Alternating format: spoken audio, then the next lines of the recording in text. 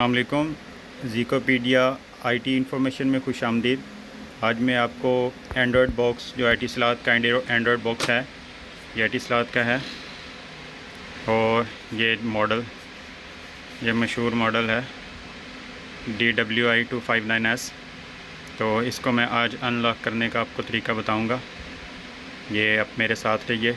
सबसे पहले आपने क्या करना है, इसको ऐसे रखना है और इसके साथ आपने LCD कनेक्ट करनी है और पावर कनेक्ट करनी है। ये मैं साथ साथ बताता हूँ आपको। ये मैंने पावर कनेक्ट कर दिया और उसके बाद ये LCD कनेक्ट कर दिया। आपका ऑन होगा ये, और उसके बाद आप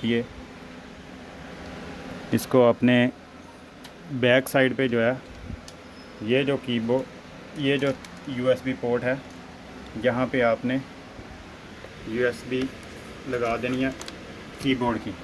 ये आपका कीबोर्ड इसके साथ कनेक्ट हो गया।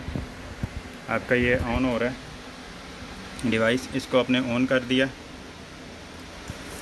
ठीक है। ऑन करके अभी आपका ये डिस्प्ले आएगा एटिसलात।